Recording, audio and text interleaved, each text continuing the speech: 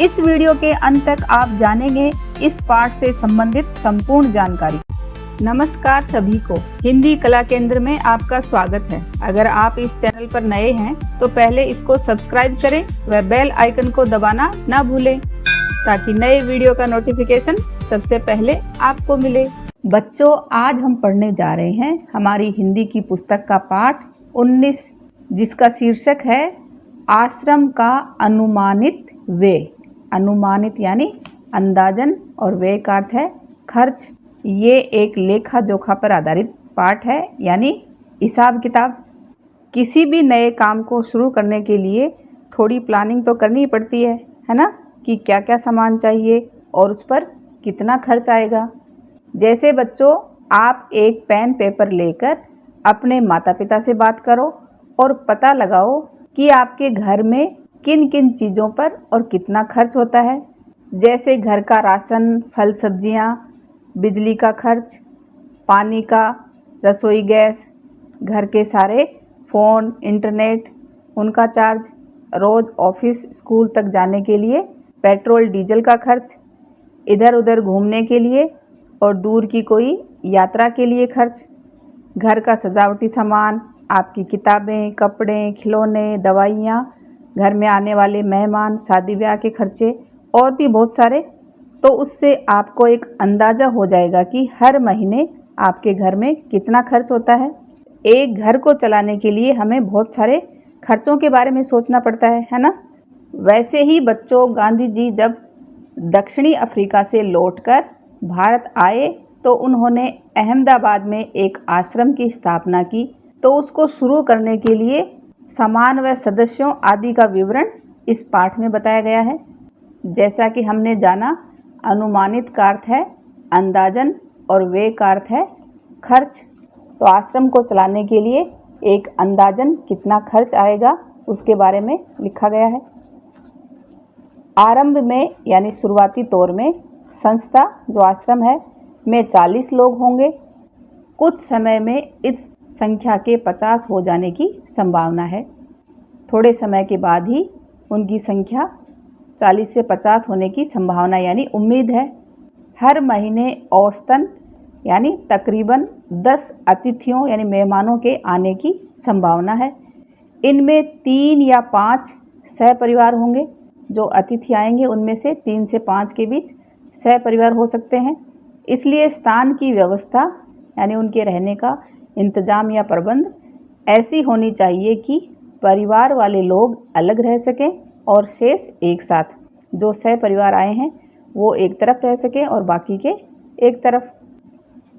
इसको ध्यान में रखते हुए 3 रसोई घर हों और मकान कुल 50,000 वर्ग फुट क्षेत्रफल में बने तो सब लोगों के लायक जगह हो जाएगी। तो इन लोगों के हिसाब से अगर 50,000 वर्ग फुट क्षेत्रफल मिल जाए तो सब लोगों के रहने लायक यानी उचित जगह हो जाएगी। इसके अलावा 3,000 पुस्तकें रखने लायक पुस्तकालय और अलमारियां होनी चाहिए। कम से कम 5 एकड़ ज़मीन खेती करने के लिए चाहिए, जिसमें कम से कम 30 लोग काम कर सकें। इतने खेती के औजार चाहिए। औजार यानी जो खेत में काम करने वाले उपकरण। तो 30 लोगों के हिसाब से वो चाहिए। खेत में काम करने वाले उपकरण कौन से होते हैं? जैसे कुदालियों, फावड़ों और खुरपों की ज़रूरत होगी। बढ़ईगिरी के निम्नलिखित औजार भी होने चाहिए। बढ़ईगिरी यानी जो लकड़ी का काम करेंगे उनके लिए भी औजार चाहिए। तो बढ़ईगिरी के लिए कौन कौन से औजार चाहिए? 5 बड़े हथौड़े, 3 बसूले, 5 छोटी हथौड़ियाँ, 2 एरन, 3 बम, 10 छोटी बड़ी छेनियाँ, 4 रंदे, 1 सालनी, 4 केतियाँ, 4 छोटी बड़ी बेधनियाँ, 4 आरियाँ, 5 छोटी बड़ी संडासियाँ, 20 रतल कीले छोटी और बड़ी, 1 मोगरा लकड़ी का हथौड़ा, मोची के औजार, मोची जो चप्पल जूते ठीक करे तो उसके औजार भी चाहिए और ये सब बढ़ईगिरी के सामान चाहिए। मेरे अनुमान से यानी मेरे अंदाजे से इन सब पर कुल 5 रुपये खर्चा आएगा। तो इन सब चीज़ों के लिए 5 रुपये खर्चा आएगा। रसोई के लिए आवश्यक सामान पर 150 रुपये खर्च आएगा। स्टेशन दूर होगा तो सामान को या मेहमानों को लाने के लिए बैलगाड़ी चाहिए।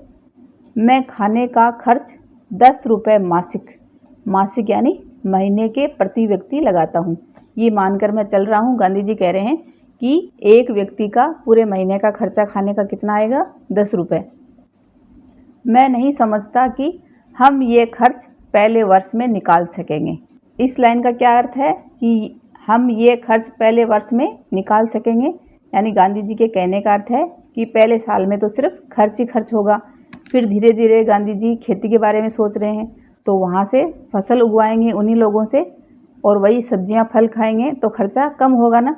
तो इसलिए कह रहे हैं कि मुझे नहीं लग रहा कि पहले वर्ष में तो ये सब खर्चा हम निकाल पाएंगे, यानी ये सब तो खर्च होगा ही होगा। वर्ष में औसतन 50 लोगों का खर्च 6000 रुपये आएगा। तो इन 50 लोगों का खर्च एक साल का लगभग 6000 रुपये आएगा, ऐसा अनुमान गांधी जी लगा रहे हैं।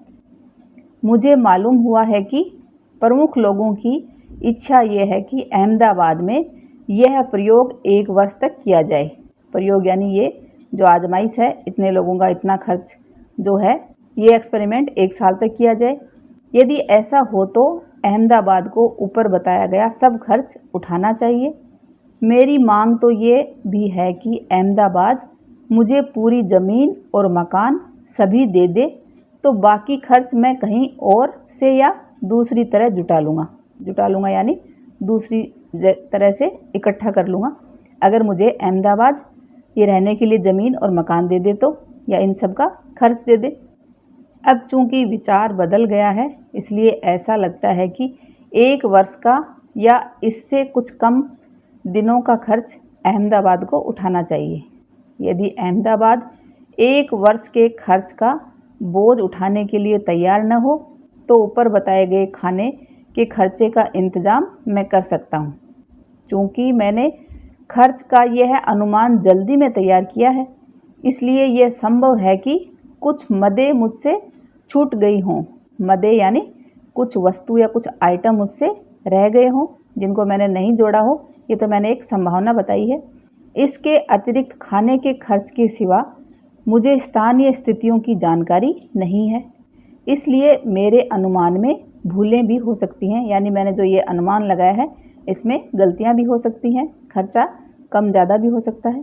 अहमदाबाद में स्थापित आश्रम का संविधान, स्थापित यानी जो आश्रम की स्थापना की गई थी उसका संविधान, कानून के रूप में बने हुए मौलिक नियम और सिद्धांत स्वयं गांधी जी ने तैयार किया था।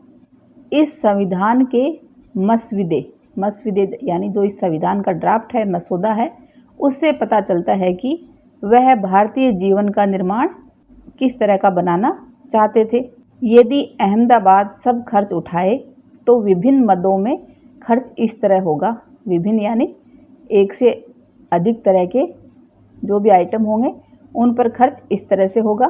जैसे किन किन चीज़ों के लिए खर्चा आएगा: किराया, बंगला और खेत की ज़मीन, किताबों की अलमारियों का खर्च, बढ़ई के औजार, मोची के औजार, घरेलू सामान जो इतने लोगों के खाना बनाने और उनको खाने के लिए चाहिए, 4 पतीले 40 आदमियों का खाना बनाने के योग्य, 2 छोटी पतीलियाँ 10 आदमियों के योग्य, 3 पानी भरने के पतीले या तांबे के कल से, 4 मिट्टी के घड़े, 4 तिपाइयाँ, 1 कढ़ाई, 10 रतल खाना पकाने योग्य, 3 कलछियाँ, 2 आटा गूंथने की परातें, 1 पानी गर्म करने का बड़ा पतीला, 3 केतलियाँ, 5 बाल्टियाँ या नहाने का पानी रखने के बर्तन, 5 पतीले के ढक्कन, 5 अनाज रखने के बर्तन, 3 तइयाँ, 10 थालियाँ, 10 कटोरियाँ,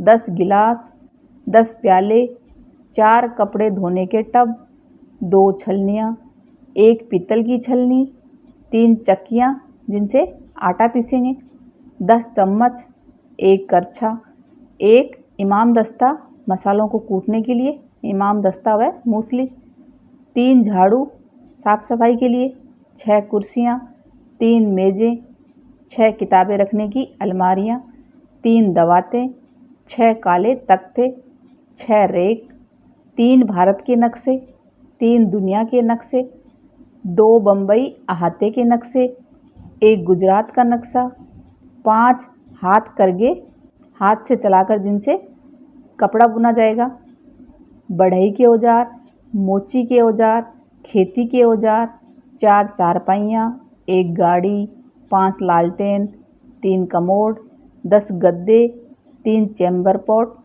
4 सड़क की बत्तियाँ। इस तरह का इतना घरेलू सामान चाहिए उस आश्रम को चलाने के लिए। ये सब बातें 11 मई 1915 में लिखी गई हैं। और चौके का सामान, 1 बैलगाड़ी या घोड़ा गाड़ी स्टेशन से मेहमानों को लाने के लिए, इधर उधर जाने के लिए या किसी भारी सामान को उठाने के लिए। 1 वर्ष के लिए खाने का खर्च कितना आएगा? 6000 रुपये। तो इस तरह का अनुमानित गांधी जी ने लगाया कि खर्चा इस तरह से इन चीज़ों पर होगा। ये सब बढ़ईगिरी के औजार हैं। मेरा ख्याल है कि हमें लोहार और राजमिस्त्री के औजारों की भी ज़रूरत होगी। दूसरे बहुत से औजार भी चाहिए, किंतु इस हिसाब से मैंने उनका खर्च और शिक्षण संबंधी यानी शिक्षा से संबंधित सामान का खर्च शामिल नहीं किया है। शिक्षण के सामान में 5-6 देसी हथकरघों की आवश्यकता होगी। हथकरघे कपड़ा बुनने का एक करघा जो हाथ से चलाया जाता है। आपने गांधी जी की फ़ोटो के साथ इस तरह का हाथ करघा ज़रूर देखा होगा। तो ये सब लिखा मोहनदास करमचंद गांधी जी ने। तो देखा बच्चों, गांधी जी ने सारी चीज़ों का हिसाब इस तरह से लगाया है कि कोशिश करी है कि सब लोग अपना अपना काम वहीं करें और उसी खर्चे से फिर अपना खर्च चलाएं। तभी तो लुहार, राजमिस्त्री, बढ़ईगिरी, मोची के सामान सब इन्होंने सबसे पहले ही मांगे हैं। इन सब के पीछे गांधी जी का क्या उद्देश्य समझ में आया आपको? कि वो सब लोगों के अंदर आत्मनिर्भर की भावना जगाने चाहते थे, ताकि सब लोग अपना अपना काम खुद करें और अपना खर्चा भी खुद उठाएं। अब बच्चों, इस पाठ के अभ्यास प्रश्नों को इसके भाग 2 में करेंगे। अगर हमारे वीडियो बन ही रहे हैं आपके फेवरेट, तो फिर क्यों ना करें इनको लाइक, सब्सक्राइब और रिकमेंड। हमें और बेहतर बनाने के लिए आप कर सकते हैं कमेंट। धन्यवाद।